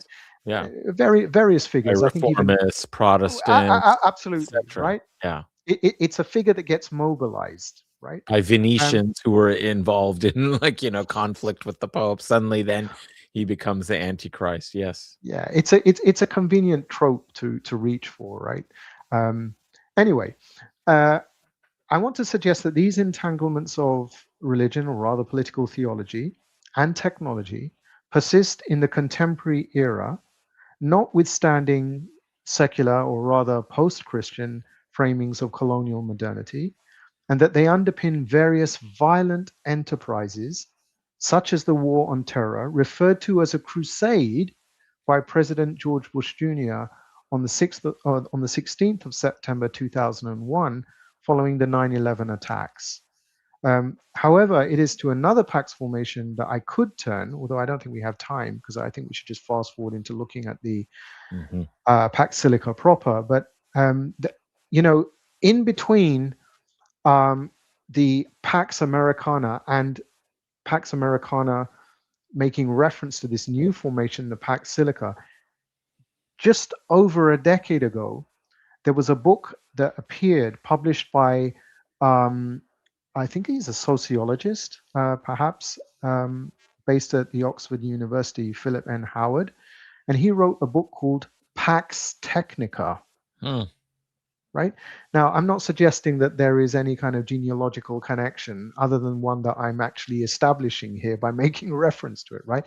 But it's very interesting because I read that book when it came out in 2015, I think. I read it and it was making the argument at the time, because this is a pre chat GPT, large language model, renaissance of AI everywhere type space, right? But nonetheless, he was making reference to what was known as the IoT, the Internet of Things. So there's all these devices that have radio sensors and communicate back information, these sensors being embedded in the environment, data being gathered, and data being mined. So there was the connection, right? Yeah. From data mining to artificial intelligence. So it was really interesting for me to go back and have a look at Howard's discourse. And in the paper, inshallah, when it gets published, anyone who's interested, they can see some reflections I have on the paper. But one thing I think it would be remiss of me not to mention in relation to the Pax Technica was that Howard has a discussion of the clash of civilizations in the book. Interesting. Right? Yeah. So Huntington surfaces in that text, right? So let me just get to what's relevant here. Yeah, and having mentioned Huntington, obviously famous or infamous for the Clash of Civilizations thesis. I mean, it's interesting if we just fast forward now to the present moment, right? So let's just put the Pax Technica to one side and now just turn to the Pax Silica proper. That, it's really interesting to note that Alexander Karp, the co-founder of Palantir Technologies, that he engages positively with Huntington's clash thesis in his co-authored book, published last year, entitled The Technological Republic, Hard Power, Soft Power, and the Future of the West. Right? I mean, this to me is absolutely situated within that genre known as white crisis literature. Yeah. Right. So at a time when ostensibly the hegemon is flexing muscle everywhere, it also at the same time feels deeply threatened, whether that threat is palpable and material or merely some kind of constructed perception. Right. So yeah, it's interesting that he engages positively, just like Howard did in the Pax Technica book with Huntington. Again, we're seeing Huntington's surface in the book by Alexander Karp. And I think you had on one of your shows Dwayne Monroe. That's right. And we talked you did about a deep that. dive. Yeah, the tweet, Yeah, right? About the manifesto and his Twitter post that listed in short form, I think, what was it, like the 22 points, I think. Yeah, 22 points and so forth. And that was a very interesting discussion as well. And I would refer, listeners to go back to that as useful background for seeing these techno overlords sort of vision of our future, what's at stake. But yeah, please continue. Right. I mean, this is perhaps common knowledge by now, but I mean, it's just important maybe just to remind ourselves that Palantir Technologies Incorporated, it's an American publicly traded company that develops data integration and analytics platforms, enabling government agencies, militaries, and corporations to combine and analyze data from multiple sources. And crucially, 2 years ago, Palantir agreed to a strategic partnership with the IDF, right, Hmm. the Israeli Defense Forces, which should really be the IOF, the Israeli Occupation Forces, providing the latter with services to assist its war-related missions. In other words, Israel's ongoing settler colonial genocide of the Palestinians. Right. That's what Palantir is all about. Okay. So much for Alexander Karp and the Clash of Civilizations, the Future of the West, Samuel Huntington, and its alignment with the Zionist project. But from Karp, I think I really need to now turn to Peter Thiel, Mm. right? Palantir's other co-founder, who also co-founded PayPal, and who's garnered a certain notoriety for a series of lectures he's been delivering on what? On the Antichrist, right? We're there Exactly. again, right? We're there again. And, Inescapable.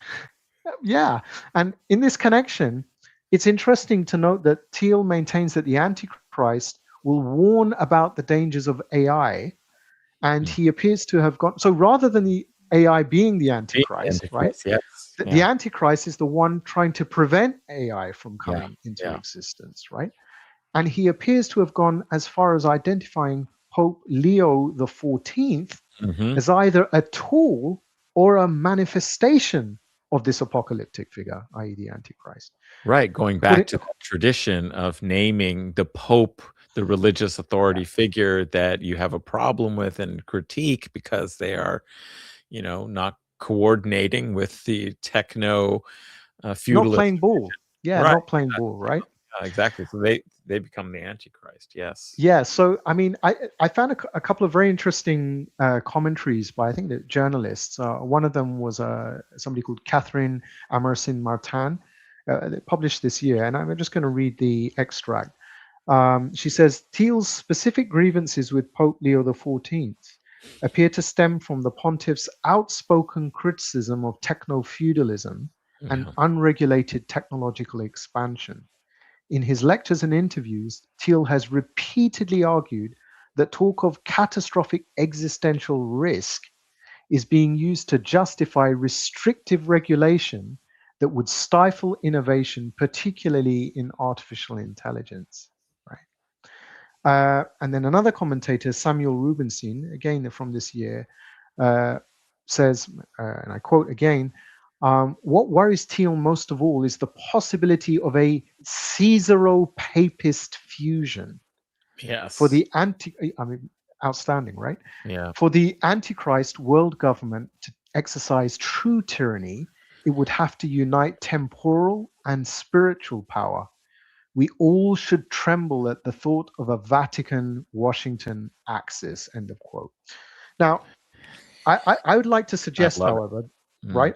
I'd like to suggest, however, that Thiel's identification of the Pope as the Antichrist should be understood as contingent on the papal component of this Vatican Washington axis Yeah. endorsing a Luddite orientation, Yes. right? An opposition to this specific form of technology that Thiel wants to see come into fruition, right? In fact, he seems to be engaging with the figure not so much of the eschaton or even the antichrist, but the katakon, Hmm. the great restrainer, that which will prevent the antichrist from coming to be. And given that Thiel is a proponent of AI, he would seem to see that AI is not an antichrist figure, but a Hmm. catatonic figure. I mean, this all sounds crazy, but that's why it's really useful to attend to the writings of somebody as as you know a very useful kind of insight into this. Hmm. Um, okay, Yes. Yes. I mean, after all, right? Thiel has elsewhere pointed to other candidates for this apocalyptic figure, including, and this is just showing the extent of, I mean, you could say it's madness, but I think let's not, pathologize. Let's try to think through that there's a method to this madness, including a figure such as climate and latterly Palestine activist Greta Thunberg, Hmm. right? So Greta now is a candidate for the Antichrist. So it's not just a pope, right? Or the Muslims, perhaps, but Greta Mhm, Thunberg as mhm. well, right? Right. But why stop Well, there? but, Because you know, also tech insider critics have been listed as possible. I mean, this yeah, is just fascinating. Nick yes. Bostrom, Elizia Yudkowsky, and Mark Andreessen, all of whom are either advocates of long-termism, some form of eugenics, Mhm. transhumanism, posthumanism, AI proper, and yet these are candidates. So, well, sorry, yeah, you were going to jump in, Adnan. No, just that, but I mean, I think actually it is absolutely crucial in this context to understand how Islamophobia works, right? So, and also what we've seen is the way in which, I mean, more because it's a structuring logic and not because the target is always Muslims per se, but that, by association, like Greta Thunberg was hailed, like she may have been for Yeah, certain sectors a really demonic figure because of her climate work, but liberal society, was capable of uh, reframing her as a heroic figure, a kind of Joan of Arc, kind, whatever, one of these, people fighting the good fight, sort of somebody from a, innocent sort of, childlike, but speaking the truth and would lead us into, whatever. Like they could construct a narrative that appropriated, or placed her, in this sort of position. That was all changed when she did one thing, when she started talking about the genocide in Gaza, joining the flotillas, and being an yeah, outspoken critic of Israeli policy. She went to darling of the kind of liberal elites into a demonic sort of figure who could be subjected to not just the far right's kind of usual fulmination of these sorts of figures, but then into somebody who credibly could be talked about as symbolically harnessing and mobilizing, cataclysmic antichrist type, apocalyptic forces. And that is because of her proximity to, pro-Palestinian solidarity, that anti-Palestinian racism and Islamophobia, which is the undercurrent and enveloping structure that makes anti-Palestinian racism function. Like it can't happen without Islamophobia.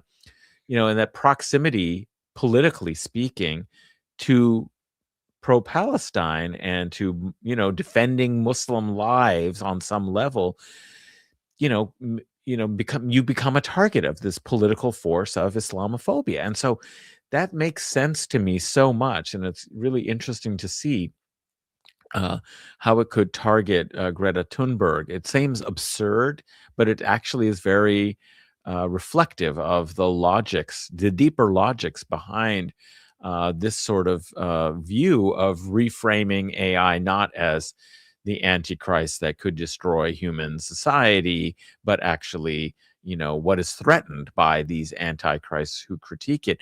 And I like very much the Kaiseropapism, however. And you pointed out, of course, is because he's taken this Luddite sort of position, um, or at least a critique of technology and its social impacts in the world.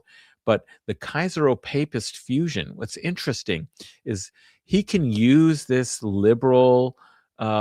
libertarian sort of philosophy, in this case, um, to critique this vision of a encompassing totalitarian authoritarianism that brings the political and the theological, the church and the empire together in this horrible vision of oppression. But in fact, of course, he would be totally in favor of using US empire and military technology to fight, against, those who oppose on behalf of Israel, on behalf of, this kind of absolutely. techno-feudal order. But what's interesting is that this is such a reversal from what was the uh, aspiration of the medieval imagination for universal order, which was that you would stop this internecine conflict between the Holy Roman Emperor, i.e., secular power and authority, and the popes that emerged during the investiture controversy, stimulated and created by the kind of aspirations of the reformed papacy, which leads to Urban II, right? Is this kind of, we will actually mobilize people for war, which used to be the province entirely of the feudal elite. And the resolution to this was somebody like Prester John, this fantasy Right. figure of the East who would bring about the millennial order because he was a priest, prester, presbyter, as well as a ruler.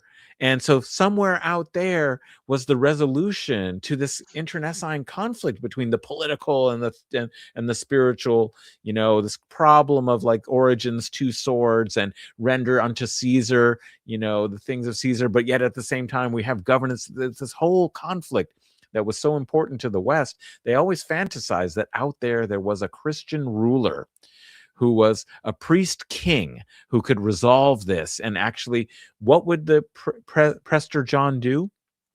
Prester John would come and save the project of the Crusades that was failing and constantly, being defeated over and over again. That's why there were so, 8, 9 crusade, major crusades organized.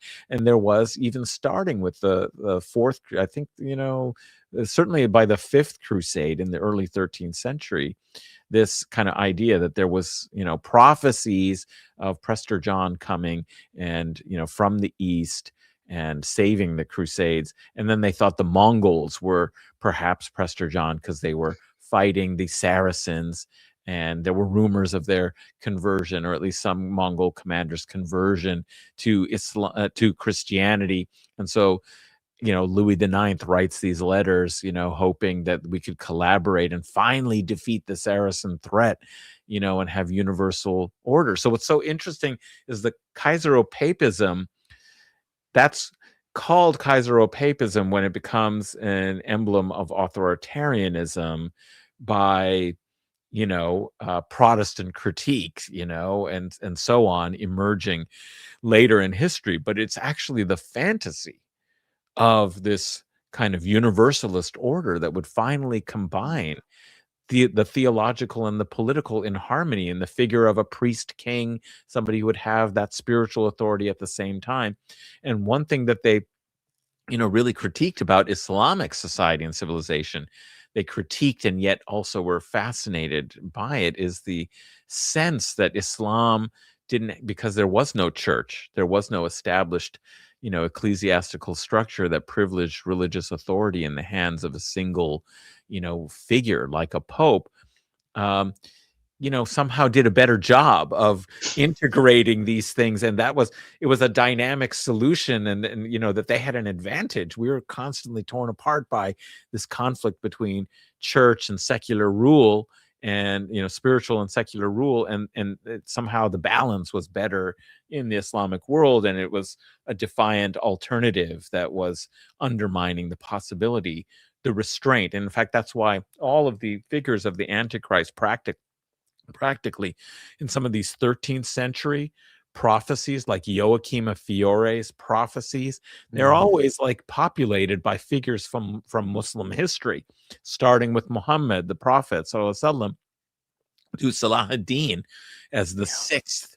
He's the latest, and he's close to the cusp when the final Antichrist, the seventh Antichrist, will appear. So I think that, what you're talking about and what Peter Thiel is imagining is in fact so closely related to what you've been talking about as the algorithm. I mean, it Mm. keeps updating in different times and different places, doing fundamentally the work that needs to be done, for this imperialist world vision of world order and the exclusion, of the other. Again, sorry, it's so fascinating what you're doing with this, that it stimulated again, one of these historical excursions. But hopefully maybe you might bring us to your conclusion about how the Sure. Pax Silica mobilizes, all of this, this kind of Y- deep Crusader history into a kind of present uh, restructuring of the world order?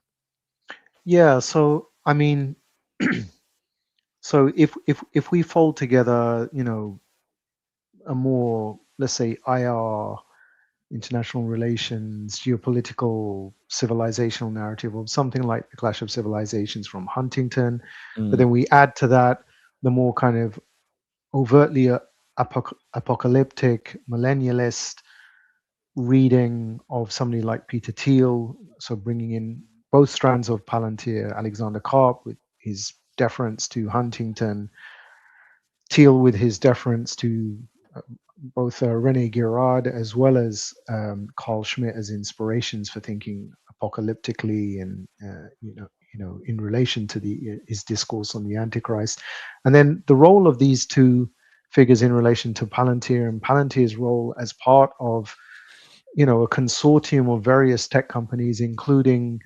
OpenAI and NVIDIA as the provider of kind of the chip processing power, the compute power, but then also Anthropic, and then the kind of sparring between Anthropic and the United States administration, and these kind of like a pea under the shell and the various moving hmm, kind of iterations of this. But ultimately, it will all pan out into some configuration where again everyone will find their place in the scheme of things, and they will advance the next iteration of the imperial colonial racial white supremacist project. At least that's the intent, right? I think fundamentally that's how I read the Silicon Stack. Um, that it's fundamentally about full spectrum domination, but not this way, also this way, right? In relation to the AI project. But um, this is where attending to the brittleness of AI and kind of cutting beyond the con, the hype, defetishizing the fetish, smashing the idol, unmasking the phantom, hmm. etc., both discursively but also potentially materially, in terms of identifying strategies for weaponizing choke points and doing other material work that maybe you don't discuss in a Right. podcast interview, right? Because that's for those who know and those who do Mm, to decide and implement on the ground. So I maybe just in kind of bringing this to, I mean, before I bring it to a close, I think I think it would also be remiss of me not to mention U.S. Secretary of Defense, or is it Secretary of War? of I always war get now. confused. Yeah. Sorry, it's war, right? I mean, well, defense is war, and war is Well, defense, right? I that's mean, these, why did they even need to change it? Like it's yeah, just I mean, staying it's quiet worked part in of the the battle. past, right? It's Yeah. worked perfectly fine in the past. Fine. Yeah. Um, Pete Hegseth, right? Bearer of a tattoo with the Crusader slogan, Deus Volt, God Mhm. wills it, which is, I mean, we have MashaAllah, right? But Deus Volt, that's doing different work, I Yeah, guess, it is. Yeah. right? Um, and he's got that on his arm, and then he's got the Jerusalem cross on his chest. And he also authored a book in 2020 entitled, and here it comes, Mm, American Crusade, yeah. right? I mean, they're not subtle with this, right? No. And I think it's a mistake to uh, Just kind of pass it off as yes, metaphor. Yeah. yeah, and to kind of smugly dismiss this as Looney Tunes. I Right. don't think that helps us, right? No. And that's why I always counsel for attending to political economy, political ecology, and political theology, right? You need to bring the three strands of the political together to Mm, get an incisive take on exploitation, extraction, and extermination. mm, The three E's, right? yeah. That's the way I think about it. The three P's of the political will impact on the three E's. Um, and I mean, I found this very interesting as well when I was doing some research for this article. That he's someone, that's Hegseth, is someone noted as regularly praying for holy war during Right. Pentagon worship services, seeing the current war against Iran as linked to the Christian Armageddon, Mhm. Mhm. right? Yeah. Again, I mean, why don't we just take them at their word, right? It's not like this is the first time we've heard this. It keeps resurfacing, right? That's why I try to forge this idea of algorithmic racism as a kind of a lens, right? Hmm. Because I'm interested in continuity through change, continuity through change, right? So this thing bubbles up and bubbles down. Sometimes it recedes, but it's always there because it's deeply sedimented. Because if it goes back to the Crusades, I mean, you're talking what in excess of 1095. I mean, Hmm. over 1,000 years, right? Yeah. It's not just the 500-year 1492. There's some. I mean, the way I describe this, I often say that if 1492 is the big bang of the racial world system, then 1095 is the gunpowder trail that leads up to that powder Yes. keg that explodes, right? So it's Right. ignited in 1095 and Hmm. kaboom, 1492. That's when it goes completely global. That's the way Yes.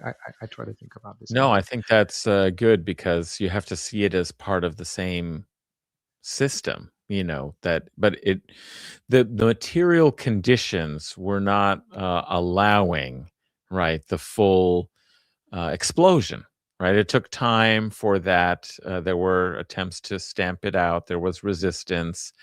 I mean, the relations of power between the Islamicate societies of the Eastern Mediterranean, um, were of a material reality that couldn't be overcome by that era's mobilization of resources and technologies and manpower and so on. But it, was a key developmental period, right, for the subsequent development of this model successfully, and it was successful once it was exported, to populations that were less capable of defending themselves in, the Western Hemisphere, to the advantages that had been developed at that stage of dialectical, technological, and ideological development, in its conflict in the Mediterranean with the Islamic world, is Mm, that was a stimulus for development of Europe's techniques of war, its values of applying violence in a genocidal frame, for developing the system for racialized enslavement, moving from a confessional model of the non-Christian could be enslaved into the racial, order. What was first developed in the Crusader states, I need to point out, it always keeps coming back there, is that, the popes had to give pronouncements and bulls, for exceptions yeah. to the principle that Christians can't be converted, can't be enslaved.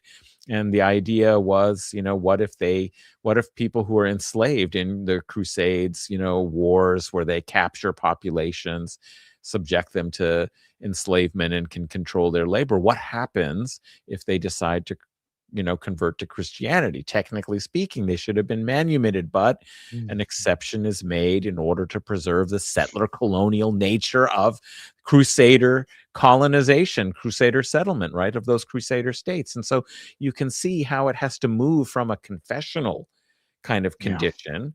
The non-Christian can be enslaved, but the Christian can't, into some other, you know, order. And so that's the update. That's the algorithmic, kind of racism. It moves from religion to race in the Atlantic world, and then becomes a successful system for, enslavement, slave plantations in the Western Hemisphere after eradicating through genocide, indigenous populations, and extracting the resources there gives, Europe this takeoff, point.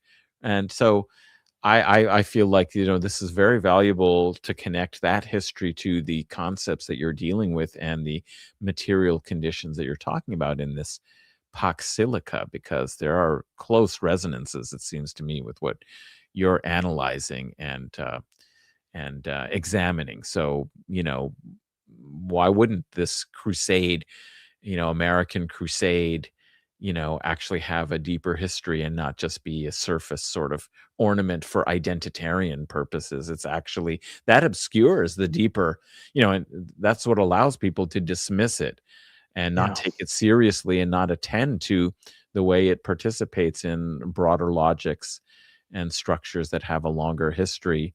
And if we're to combat them, we really need to understand this, where the Yeah, resistance will come from. yeah. I think this is a really good final segue into the conclusion, right? Hmm. Because if we take seriously everything you have just said, and I suggest we do take it seriously, right? That it suggests at least one line of response and a resistant line of response is the one that historically was the response to the Crusades, which is to launch the jihad, Yeah. right? Hmm. To launch the jihad. So I think there is rhetorical work to be done to make the case for the launch of the jihad. Now, the jihad has been, the term has been subject to vilification Hmm. through co-optation by very dubious forces such as ISIS and Hmm. its various satellite entities, etc. I mean, I don't want to get into that. I just want to say that jihad, with its root in juhud, essentially means struggle, Hmm. and it can take many forms, including material military resistance. Um, and But as I well as information war, Oh, I psychic, mean, all of this is absolutely. integrated Yeah. in the A, concept. Yeah. full spectrum in Full relation to the spectrum jihad, right? resistance. Yeah. Full Yeah, spectrum resistance, basically. absolutely. Absolutely. Um, but I think part of the work that's to be done is and within and among Muslims, but also among our allies, is to disabuse ourselves of the Orientalist and pejorative senses that have come to attach to the word jihad, and to see it for what it is, which is a response to violence. It's a form of counter violence, really.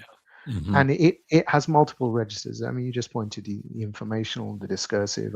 I pointed to the material, but Hmm. it's manifold, right? So maybe just by way of conclusion, I want to return to the issue of what can be done. What can be done, right? And I'm not saying this exhaustively, but just this is kind of interesting, at least to me, that last year there was a paper published by three scholars, Muldoon, Valdivia, and Badger, and it was about, I think it was the political economy of AI supply chains. I think that was even the title of the paper, right? But this line from the paper struck me, and I think it has a relevance and resonance with what we've discussed this evening. Well, it's evening for me. I think it's afternoon for you. They say the following. They say supply chains encompass people, places, and systems, and they have the potential to become a vital battleground in future ecological and geopolitical battles, right? And in this connection, I saw an article written by Adam Satariano and Paul Moser from this year, who drew attention to what they quoted, or what I'm going to quote as the widening spillover effects of the Iran war that are expected to hit the tech industry. Hmm. That included disrupted supply chains, soaring prices for natural gas needed to power data centers, and the rising costs for commodities like plastic and aluminium that are essential for making electronic components, right?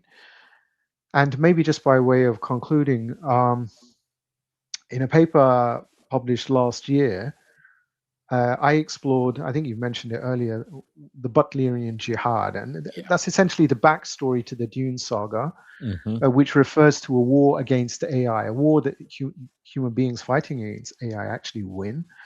And I wanted to suggest that it might be necessary to launch some form of jihad, or Butlerian jihad in particular, in light of the ongoing rollout of the colonizing assemblage that is AI, in relation to this silicon stack associated with the Pax Silica initiative.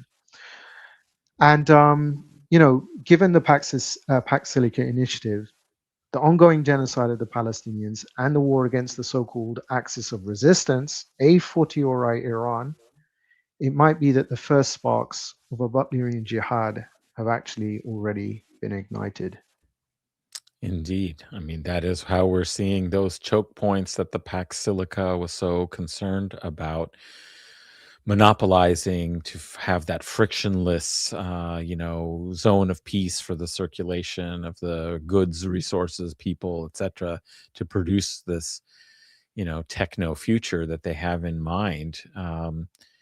That what Iran is doing and the specific targeting that because one thing you didn't mention is also how they in one of their salvos of reciprocity and threats that if you hit these things, we will go after Google, all of these, banks, Outstanding. but yeah, that was like on your level of the Butlerian jihad. It was like, okay, the tech companies that are involved in this military industrial surveillance, you know, complex are situated, in these Gulf states that are also housing American military infrastructure used for the attack. And so they identified, in fact, the web, these integuments, of multiple levels of how the empire is functioning, and have attacked the imperialist world order by targeting those things, the data centers, companies, the tech companies, as well as the military bases and so on. So I think, But this was what it- I found fascinating, right? yeah. I mean, I'm really glad that you fleshed that out, because, when you talk to people about the Butlerian jihad, they're always looking for, it's going to be some kid, some Gen Z kid in the Mhm. West, right? And Right. it's this kind of John Connor figure from the Terminator movies, right? It's Yes. John Connor's going to launch the war Or against the Luke machines, Skywalker or right? the Right? yeah. Yeah, right, right. And I'm like, what if it's not John Connor? What if it's John Hana? Mhm, mhm, Right? mhm. What if it's some Iranian guy that's actually just launched the Butlerian jihad, right? But you can't entertain that because of Orientalism, Islamophobia, and it's like, what they did it? I mean, but how? How could they Mm, have done it, mhm. right? I mean, we get that we could have done it, and we will do it, but you haven't done it, Right, right? You're playing catch up, right. and Well, I again, think like, there's a cognitive dissonance there, right? wasn't it Germany that was supposed to have the communist revolution because it was the apex of the industrial West, right? And like, what? Wait, it happens Yeah, in yeah, Russia, yeah, with yeah, peasants, agricultural society. And likewise, we've seen how the global South has been so important. I mean, you talked about wretched of the earth. I mean, this is the point, is that the resistance, that analysis of Fanon was so important in showing the way in which, even the left, in the West, representing workers, would be tied in some ways to the colonialist order and the imperialist system, from which, even if they are, in an oppressed situation, there's this calculus and this association with many, you know, industrial kind of corporate unions, for example, with US empire. I mean, so it didn't happen. It's supposed to happen there. That's the narrative. But it didn't happen. And the places that it has happened and is starting to happen have, of course, been the targets of colonial violence. And yeah. so maybe it makes sense that that's where the resistance would come. So that's what I love the Inshallah. way that, inshallah, I love the way that you've kind of pointed out that the sparks might, have been lit. And certainly that goes with the analysis we've been having on this channel in these discussions about, what the Iran war really means and Iran's resistance portends potentially. So that's what we'll see. And I thank you so much, Mustafa, for bringing this analysis from, a critical understanding of computing and of technology together with this anti-imperialist, anti-colonial sort of anti-racism analysis together. I mean, it's very powerful and very fascinating. And I think people will be excited to see this paper come out. I don't know if you know already where you expect it to be published, but I hope people will get a chance to not only hear us discussing these ideas, but get a chance to read them for themselves in a direct way in the near future. But I also think they could go back and listen to the Dwayne Monroe conversation, and before that, also about Dune and the Butlerian Jihad, because you referenced it now, and I think that was also a valuable conversation upon which this one has built. So I want to thank you again for all of these insights and for sharing them later in the evening over there in the UK. So we appreciate that. As I appreciate all of you for joining in the conversation, for being here, please don't forget to like, share, and subscribe. You can subscribe to the channel and you can promote this particular conversation that I think is really valuable. People will want to check it out. So share it on your social media and like the stream now before we conclude. But also, I've been putting in the links. I haven't emphasized it so much in our discussion, but please do give to Dahnoon Mutual Aid in Gaza. The links are in there in the chat. And I also just want to add, since it's of local relevance, because my parents are visiting, so it just reminds me, because we've been talking a lot about it, is that the charitable organization Rahima Foundation that my mom started in our garage 30 or so years ago, and that they still go to work when they're, back in the Bay Area. They still go to work at least 5 times a week, 4 or 5 times a week. In their early 80s, they continue working with their other staff and volunteers to provide food Mashallah. assistance and other monetary support for people who are suffering. It started with refugees who came to the Bay Area after all of these U.S. conflicts. In Iraq, the genocide in Bosnia, the U.S. Attacks on Somalia. These were the first waves, and of course, the Afghans. Were the first waves of people that they had to help support who were coming. And it just continues on. And with the cost of living crisis, inflation, and of course, this war on Iran has been horrible for the economy that was already so terrible, unequal, and weak. That the numbers of people who are coming seeking assistance has gone through the roof. They told me it's doubled in the last year in terms of applications for aid. So if you can go to rahima.org and make a donation there as well, you can help in your local communities find places. If you don't want to support one in the Bay Area, find one in your area that's doing this kind of important work. And of course, always never forget Gaza, never forget what the people are suffering there. So if you can, give to Dahnoon Mutual Aid. And I'll just leave you with that.